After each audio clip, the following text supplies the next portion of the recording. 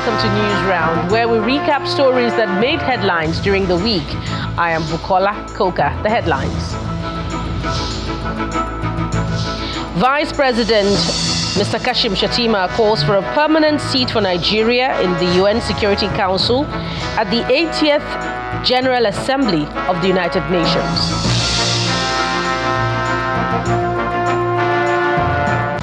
As 437 new lawyers join the legal profession, ex-Chief Justice of Nigeria, Olubadan urges fresh wigs to uphold the profession's integrity. The former governor of Oyo State, Rashidi Ladoja, crowned as 44th Olubadan of Ibadan land.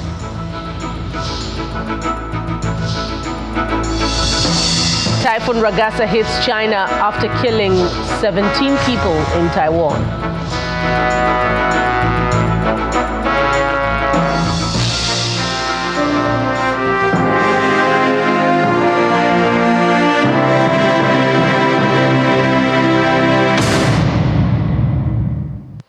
A news round begins with Vice President Kashim Shettima's call for a permanent seat for Nigeria at the UN Security Council as part of a wider process of institutional reform of the United Nations.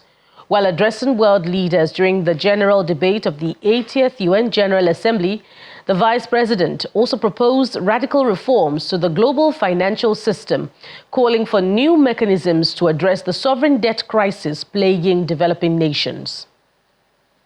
Our institution is a waste of money. Outdated. It's the opening session of the 80th United Nations General Assembly, with world leaders gathered together once again to consider the state of world affairs and put forward their solutions to the challenges confronting countries. 2 world wars in a generation. On the second day of general debate, one after the other, leaders rise to address those gathered, speaking with passion and great resolve. Powerful are righteous. Eventually, it's the turn of Nigeria. The Assembly will hear an address by His Excellency Kashim Shettima. Vice President Kashim Shettima, who is representing President Bola Tinubu at the event, emphasized that the occasion of the Union's 80th anniversary calls for frank introspection.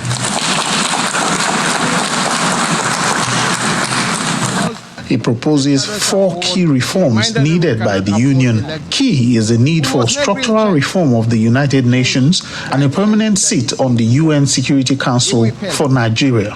Our case for permanent seat at the Security Council is a demand for fairness, for representation, and for reform that restores credibility to the very institution upon which the hope of multilateralism rests. He states clearly Nigeria's position on the conflict in the Middle East.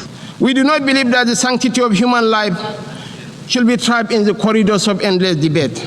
That is why we say, without stuttering and without doubt, that a 2-state solution remains the most dignified path to lasting peace for the people of Palestine. The people of Palestine are not collateral damage in a civilization searching for order.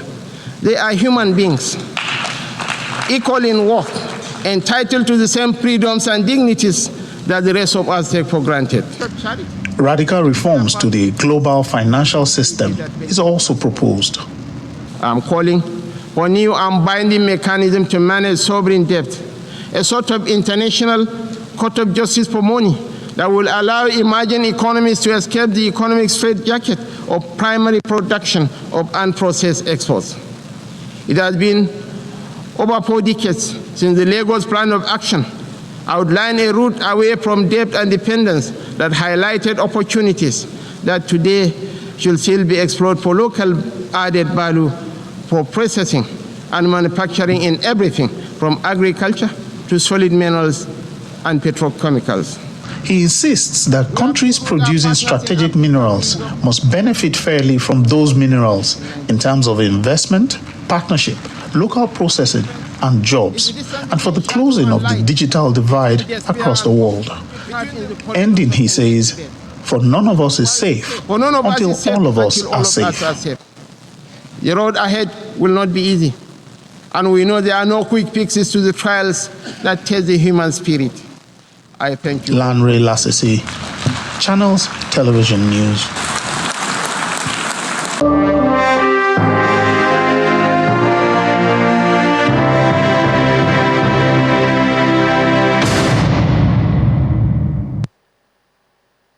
And back home at Nigeria's National Assembly, where the Sergeant-at-Arms at the upper chamber earlier in the week unsealed the office of the lawmaker representing Kogi Central Senatorial District, Senator Natasha Akpoti-Uduaghan, giving her access to the complex of the federal legislature.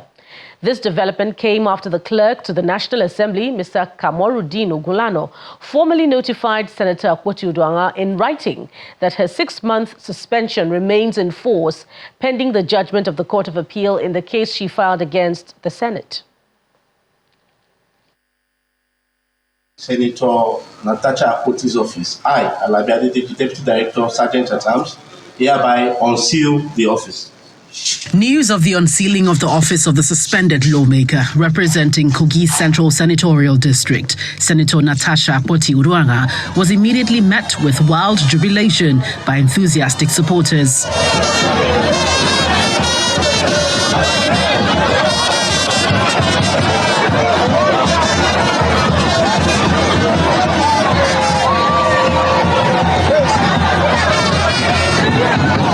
The crowd, accompanying the lawmaker, proceed from the FCT High Court, apparently making their way towards the National Assembly complex.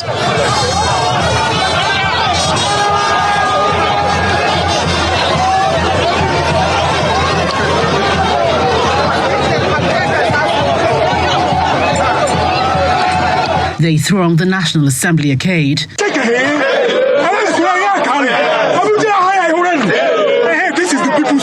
However, tension rose at the entrance as many of his supporters were denied access to the main building.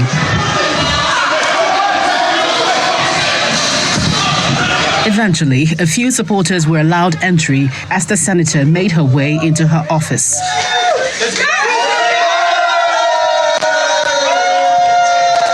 Sorry, let me start. Let us.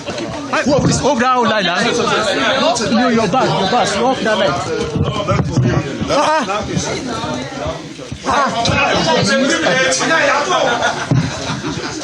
Please give her. I'm going to give her a chance now. It was by all appearances a moment of triumph for the lawmaker. My deepest appreciation to the good people of Kogi Central, Kogi State and Nigeria at large. Senator Akpabio is not more of a senator than I am. He's not a governor of this place.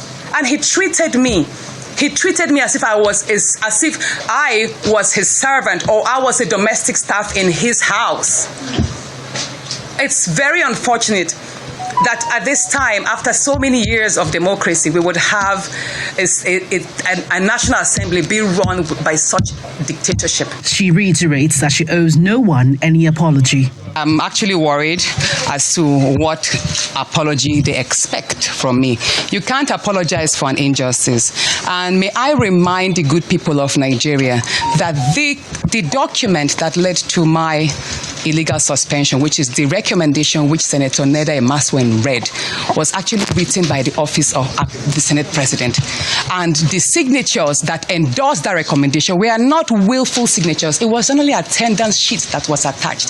That means the entire document that read and pronounced my suspension was listed with fraud. So if they are expecting me to apologize, I'm sorry, I don't have these words. And if that is the condition for opening this office, then I think we have a long dance to make. She had been suspended for 6 months in March 2025 following allegations of misconduct after she was accused of flouting the rules of the Senate. Her resumption is coming on the day the National Assembly postponed the resumption of plenary by 2 weeks. From the National Assembly, Gloria Umezuke, Channels Television News.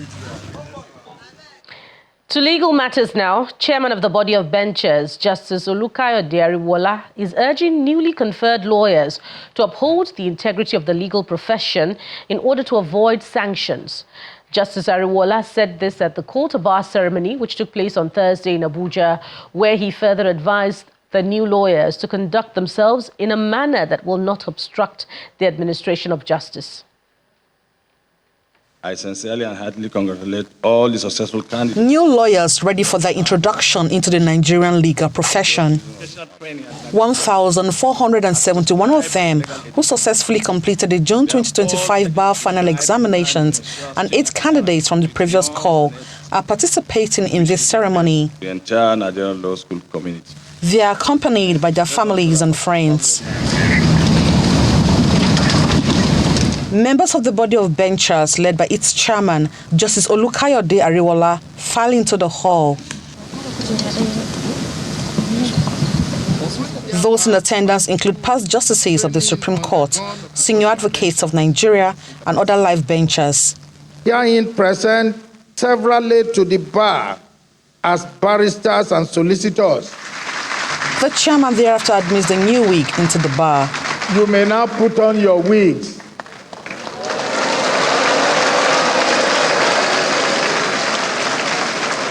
Say after me. The new wigs take the pledge of profession. I pledge to commit myself as a legal practitioner to persevere, protect, so help me God. May the Lord help you. Justice Ariwola reminded the new lawyers to uphold the tenets of the profession. I therefore urge you, as lawyers, to always demonstrate the highest level of professional ethics and decorum wherever you find yourself and uphold the honor and dignity of the profession. He urged them to avoid actions that are capable of attracting queries and sanctions from the disciplinary committee of the profession. From January 2025, 1 lawyer was disbarred. 8 lawyers were suspended from practice. I urge you to endeavor to always abide by the rules of professional conduct so that you will have no case to answer before this committee. Earlier, the Director General of the Nigerian Law School spoke on the progress made by the school and extending its training to other African countries. The school also contributed to the training of legal manpower for our sister African countries, like the Republic of Gambia, the Republic of Sierra Leone, the Republic of Cameroon. A number of countries from the East and West Africa have visited the law school to solicit information and assistance on the establishment and development of their law schools. Awards represented to exceptional new wigs. For this September 2025 call to bar ceremony goes to Atta Benedict Ushahemba. And I have been mandated by the chairman of the body of benchers to invite his parents to join.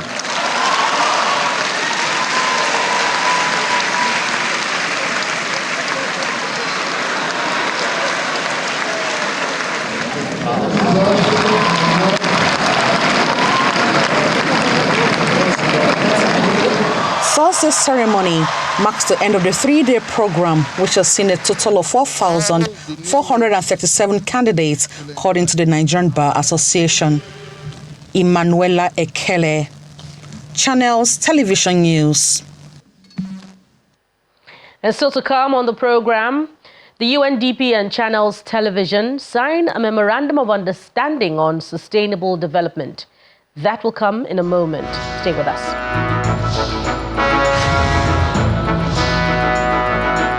Welcome back. The United Nations Development Programme, UNDP, has signed an MOU with Channels Television to promote sustainable development in Nigeria. The deal was signed in Lagos by UNDP's LC Atafua and Channels Chairman Dr. John Momo, where partners agreed to focus on advocacy, public engagement, and digital content to advance peace, unity, and prosperity. Ms. Atafua said it would open opportunities for youth and innovators, while Dr. Momo pledged Channel's commitment to shaping global issues and supporting young Nigerians.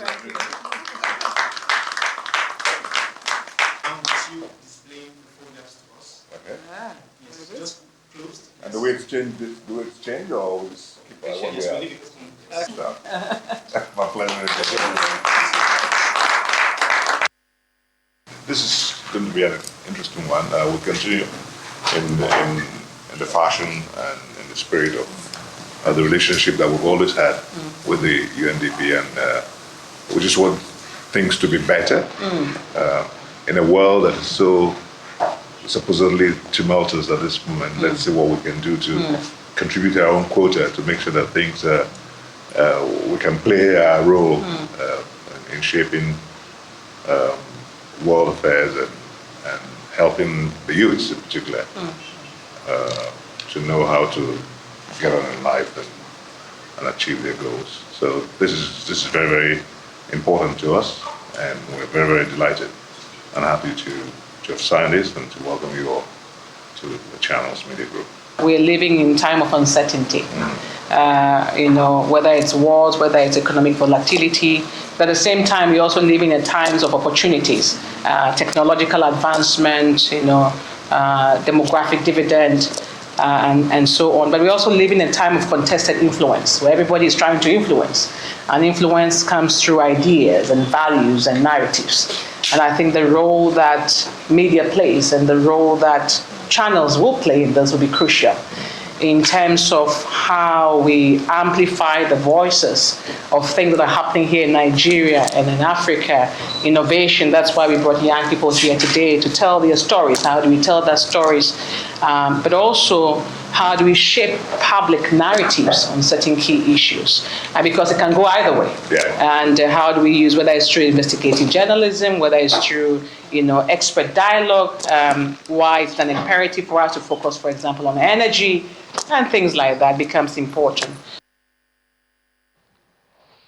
President Bola Tinubu has called on Nigerians to stay hopeful, assuring that the economy is now on a path of recovery that promises relief and prosperity for citizens who have endured hardship. The president gave this assurance at the historic Makbo Hall in Ibadan during the coronation of the 44th Olubadan of Ibadan land, Oba Rashidi Ladoja. He explained that the tough economic decisions of the past are beginning to yield results, adding that the country is on the verge of sustained growth and shared prosperity.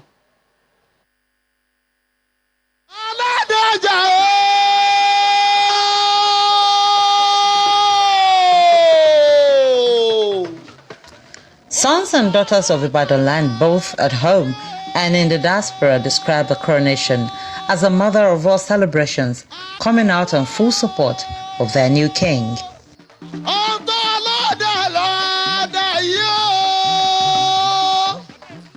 A week-long series of activities climaxes with the crowning of Oba Rashidi Adiwolu Ladoja as the 44th Olubadan of Ibadan land. No expenses spared, as the historic Makbo Hall hosts the grand ceremony for the former senator, former governor, and now the foremost monarch of the land.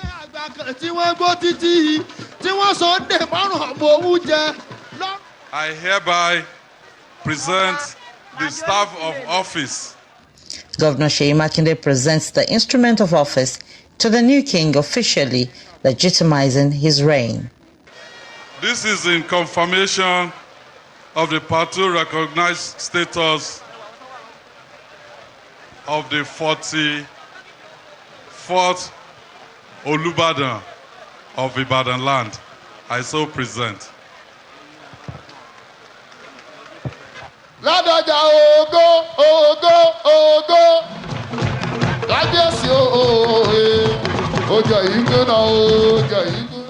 President Bola Tinubu recalls his long friendship with the monarch and prays for a peaceful and prosperous reign, while assuring Nigerians that the nation is approaching brighter days after enduring hardship. It's a great honor for me to be here as the President of the Federal Republic of Nigeria, to witness your coronation, to witness history, and the history that we shared together. It's my prayer that you will live long and be celebrated as one of the rare gems of history to ascend the throne of your forefathers. Governor Makinde goes on to describe the coronation as a fulfillment of destiny, a binding force of Ibadan's traditional and ancient rights, and a unifying pedestal for the entire city. History was literally made today. The president landed at Ibadan Airport the first wide-bodied aircraft ever to land in Ibadan Airport. So I join Oyo State government, sons and daughters of Ibadan land. Your time will bring peace, progress, and prosperity to Ibadan land and to Oyo State. The new monarch Obarashidi Adewale-Ladoja is grateful to all indigenes of Ibadan, Oyo State and Yoruba land for their support. He pledges that his reign would mark a new era of accountability, responsibility, and service to humanity.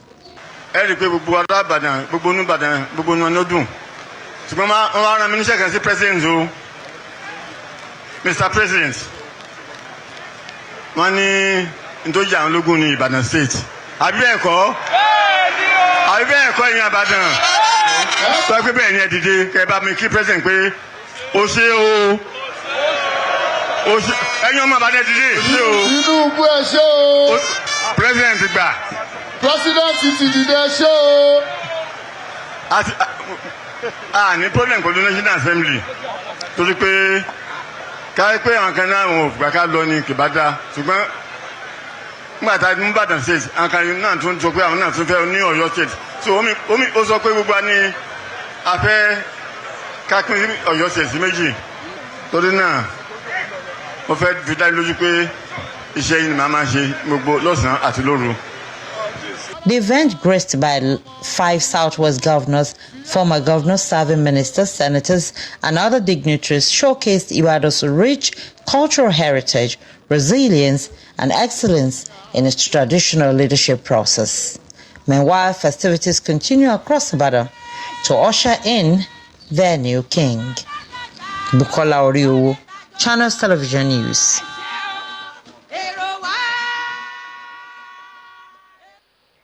The world's strongest storm this year, Typhoon Ragasa, struck southern China on Wednesday after days over the South China Sea. Winds reached 241 kilometers per hour in Guangdong, where over 2 million people prepared as the storm made landfall in Yanjiang City. Before reaching China, Ragasa killed at least 17 people in Taiwan after severe flooding and injured 90 in Hong Kong as it passed the coast. Downgraded from a super to a severe typhoon, Ragasa remains destructive. Winds are weakening inland, but authorities warn of days of torrential, slow-moving rains and flooding.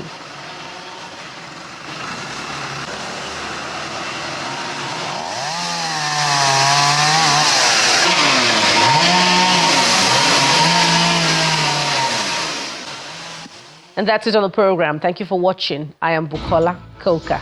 Bye for now.